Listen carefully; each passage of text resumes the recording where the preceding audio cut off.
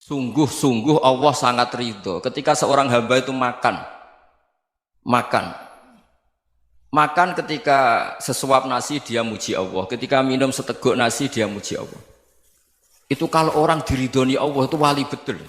Itu untuk jadi wali itu gampang. Kamu makan ridho, kamu nginjak buminya Allah ridho seneng, kamu hidup keseharian aman seneng. Nah ini supaya sampai kita semua ngaji betapa panduan Rasulullah untuk menggapai ridho Allah itu banyak yang keseharian sekali. Saking kesehariannya banyak dalam hadis dan itu sahih. Nabi menyebut hal-hal yang keseharian. Hatta ma tas'alu fi fimra'atika. Kamu punya uang kemudian istri kamu bisa makan itu ibadah. Bahkan sebagian ibadah itu dicontohkan Nabi yang akhirnya diprotes sahabat. Yaitu wa fi buti ahadikum sedekah. Kamu menggauli istri kamu itu ya sedekah. Sampai sahabat bilang yang benar ya Rasulullah. Ayati ahaduna syahwatahu wa huwa lahu ajrun. Masa urusan biologis, urusan syahwat kemudian dia dapat pahala. Nabi menjawab, alai salawadu'aha fi haramin akana alaihi wisrun. Bagaimana kalau dia meletakkan ke yang tidak benar itu kan dosa. Nah, hal-hal seperti ini yang saya ingin teman-teman semua. Saya juga agak ingin ngaji demi Anda juga agak ingin. Itu dosa sekali ngaji kok. Pesanan kelompok tertentu itu enggak boleh. Islam itu untuk semua. Jadi ya cuma karena di depan saya jenengan ya seakan-akan jenengan korbannya. Itu ada ilmunya dalam usul fikih itu. Jadi orang itu harus ngaji usul fikih. Nama yang disebut, mungkin Mas Sufyan masih ingat zaman ngaji usul fikih. Nama yang disebut itu tidak jaminan sebagai prioritas perintah. Jadi misalnya gini, kebetulan yang di depan Nabi itu Abu Dzar. Nabi ya bilang, ya Abu Dzarin ini uhibbuka misalnya, atau ya Mu'ad ini muhibbuka, atau ya Abu Hurairah ini uhibbuka misalnya. Banyaklah riwayat yang Nabi nyebut ya Abu Dzarin, ya Mu'ad, ya Abu Hurairah. Kemudian misalnya Nabi meneruskan khitab, ini uhibbuka, saya mencintai kamu, fakul dubur sholatin, atau sebagian riwayat disebut fala tada'an la dubura kulli sholatin, Allahumma inni ala dzikrika wa syukrika wa husni ibadatik. Saya mencintai kamu, siapa saja, Mu'ad bisa, Abu Dzar bisa siapa. Saya mencintai kamu, mohon kalau habis sholat kamu jangan lupa wiridan Allahumma inni ala dzikrika wa syukrika wa husni ibadatik. Ya Allah, tolong kami permudah supaya mudah ingat engkau.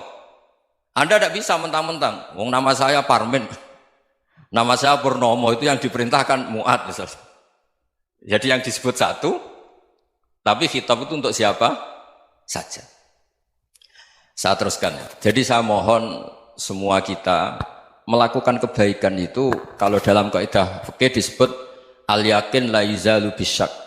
Banyak kebaikan yang kebenarannya itu 100%. Tidak punya efek samping ke pihak lain, ke kelompok lain, ke komunitas lain. Itu tadi misalnya Anda makan, dan itu murah sekali, hanya butuh satu piring. Setiap punyaan kamu muji Allah, setiap minum kamu muji Allah. Itu redaksinya Rasulullah SAW disebut, Allah sangat ridho ketika seorang hamba makan, kemudian dia memuji Allah. Atau minum, kemudian dia muji Allah.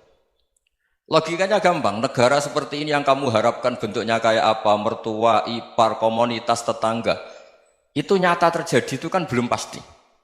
Sementara yang mesti terjadi adalah kamu butuh makan, kalau tidak mati. Butuh minum, kalau tidak mati. Butuh bumi yang nyaman ditempati, kalau tidak kita juga mati. Sebab itu Allah kalau menyebut nikmatnya itu hal-hal yang keseharian. Alladzi at'amahum min ju'. Allah itu siapa? Allah itu yang menciptakan kamu bisa makan. Tidak berlebihan, Allah itu yang menciptakan kondisi sosial itu ideal. Zaman Nabi itu ya ada orang munafik. Orang-orang pilihan Allah itu juga diuji orang sekelilingnya yang macam-macam.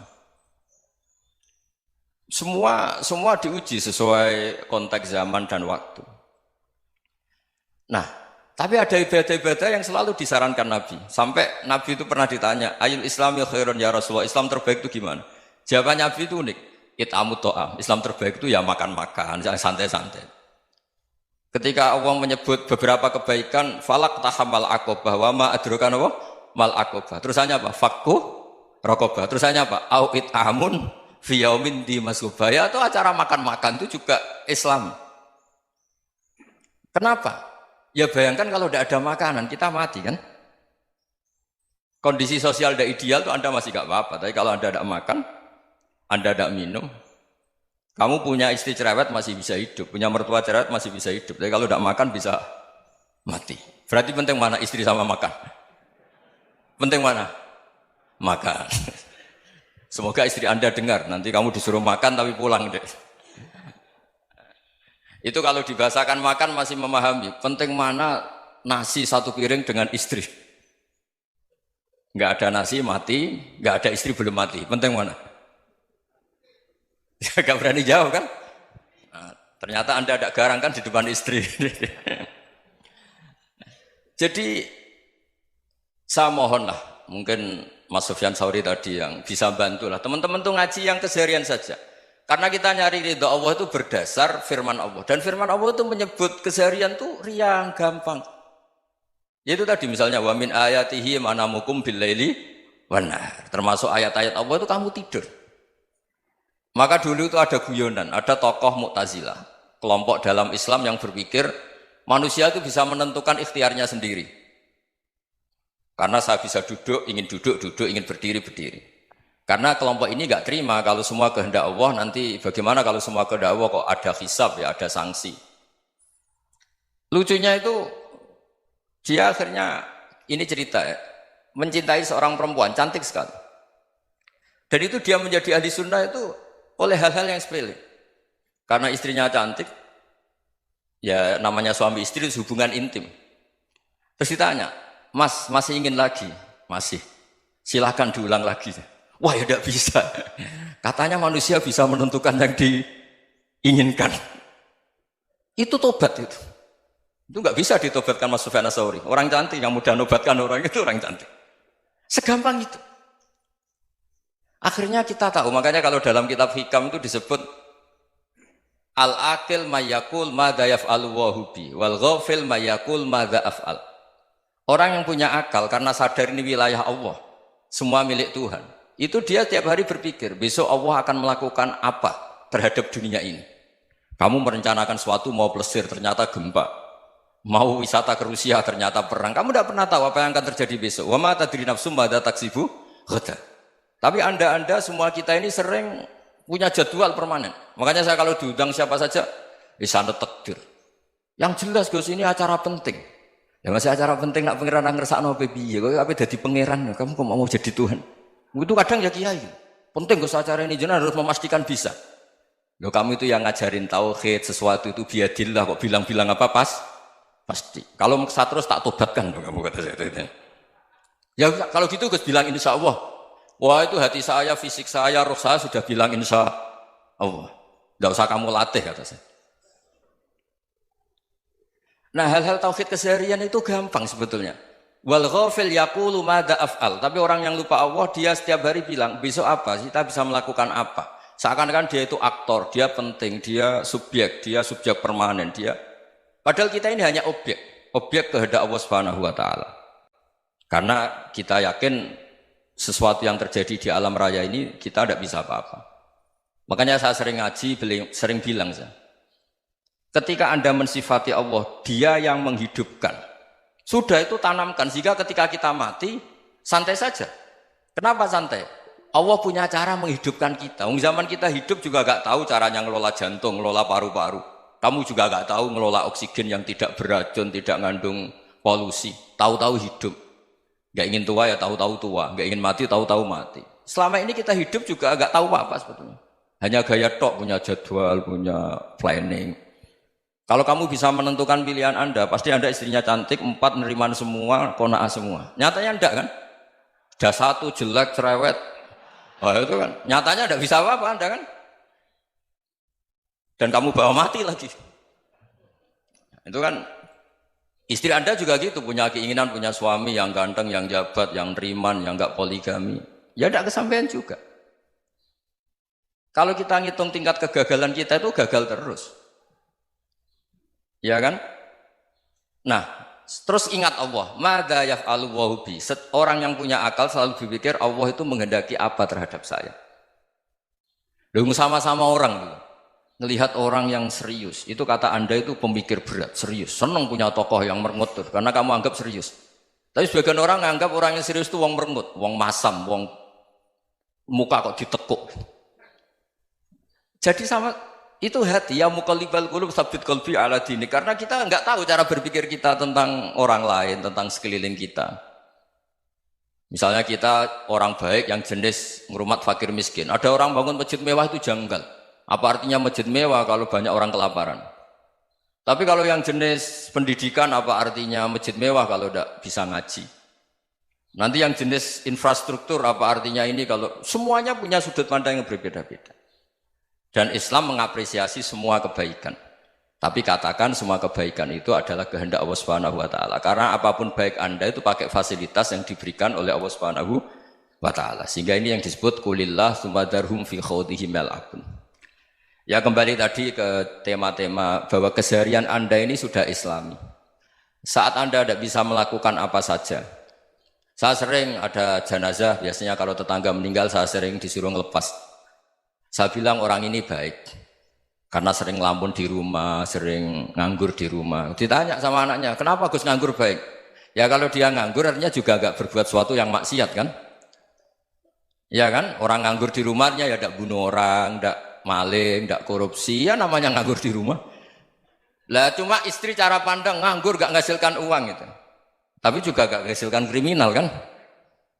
Jadi sebenarnya Islam itu makanya kalau sampai ngaji usul fikih itu ada kitab usul fikih namanya Lubul Usul, itu terkenal sekali di pesantren itu. Itu kalau ngapresiasi keseharian itu luar biasa. Izma min mubahin illa wa yatahaqqaqu bihi tarku haramimma. Karena keseharian yang mubah saat Anda lakukan itu ada kehebatan yang luar biasa, yaitu meninggalkan haram. Makanya dulu banyak orang-orang alim ketemu temannya itu guyon sampai semalaman. Itu biasanya yang semangat Islam itu kiai kok tidak tahajud, kiai kok tidak witir. Orang yang sedang mapan uangnya banyak, malam itu tidak kelayaban itu sudah luar biasa. Melawan nafsu supaya tidak maksiat itu sudah luar biasa. Supaya lupa guyon sama temannya semalaman sampai subuh. Gejolak-gejolokan kenang zaman miskin, zaman kuliah nggak jelas, zaman apa. Melihatnya jangan tarkut tahajud. Seperti ini meninggalkan tahajud, tapi meninggalnya ini talkul muharramat. Jadi kayak apa hebatnya? Sehingga Imam Ghazali punya riwayat yang agak unik. Hatta takuna ibadatu akhiri hadil ummah iku an-naum. Sehingga suatu saat ibadah terbaik umat ini itu tidur. Itu kan riwayat kontroversi. Ketika Imam Ghazali ditanya, kenapa iya? Kenapa kamu mulai keluar dari rumah itu sudah banyak maksiat? Melihat perempuan yang enggak mahram, melihat fenomena. Tapi kalau kamu tidur itu enggak melihat apa-apa. Tapi juga kamu jangan menganggap tidur itu ibadah betul. Saatnya melakukan fardu ain malah masih tidur. Tapi itu sudut pandang yang menjadikan kita Islam itu gampang. Jadi saat Anda tidak bisa aktivitas apa-apa, misalnya ada beberapa orang yang lumpuh. Lumpuh itu memang nggak bisa Jumatan, nggak bisa ibadah, tapi dia juga nggak bisa maksiat. Tidur itu memang Anda saat itu tidak bisa tahajud, tidak bisa witir, tapi saat itu ada zina, ada maling, tidak gosipkan orang, tidak bully orang, tidak menanamkan kebencian, tidak hasud. Sehingga tidur menurut Allah Ta'ala wa min ayatihi manamukum billaili apa? Wan-nahar. Karena di tidur itu selain ada unsur istirahat, jaga kestamina, juga ada unsur meninggalkan beberapa keburukan. Nah saya mohon ibadah yang keseharian ini kita jaga.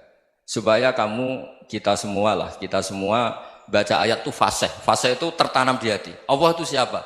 Alladzi at'amahum min ju'i wa amanahum min khauf. Dan Allah kalau cerita di Quran itu anna subabnal ma'a subba thumma syaqaqnal ardhan wa syaqqa fa ambatna fiha habba wa inaba wa qadba wa zaituna wa nakhla wa hadaika hulba. Kamu tahu saya ini siapa kata Allah? Saya ini adalah Tuhan yang menurunkan air, kemudian ada tanaman banyak. Habba wa inaba wa qadba, ada zaitun, ada tin, kalau orang Jawa mungkin ada tela, ada padi, ada mangga, ada pisang. Sudah. Wa inaba wa zaituna wa nakhla wa hadaika hulba. Ada perkebunan yang lebat. Tujuannya apa? Mata Allahkum, silahkan kamu pakai, kamu nikmati. Tapi karena kadang kita ini punya ide-ide besar. Tadi untuk syukur saja nunggu punya istri riman, rumah baik, tetangga baik, komunitas baik, semuanya baik baru syukur. Lama-lama nanti ada di surga, syukurnya nunggu surga paling kelas A. Itu sudah ada yang menghuni Rasulullah, kamu nggak boleh di situ. Masa untuk syukur saja? Repotnya Masya Allah. Jadi mohonlah Quran yang kalau Anda hafalkan juz sama itu kan ada ayat-ayat yang kayak tadi.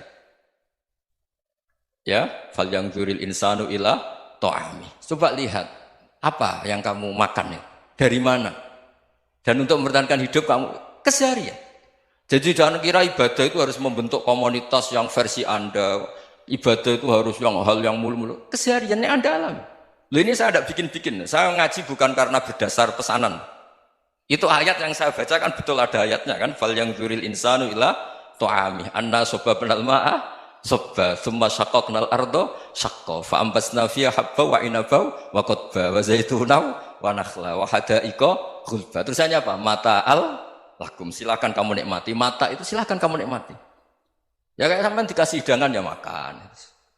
Ya sudah makan. Habis makan ya minum. Habis itu ngantuk ya tidur. Ya sudah normal-normal saja. Kayak apa indahnya Islam. Tapi Anda mencari Islam yang gimana lagi? Nah itu yang diajarkan guru-guru kita, diajarkan sanad kita sampai Wali Songo, sampai Rasulullah SAW. Bahwa pada akhirnya ada jihad, ada perang. Itu dulu memang perang, bukan membunuh. Beda. Dulu kita dijajah Belanda ya perang, dan itu normal karena kita dijajah.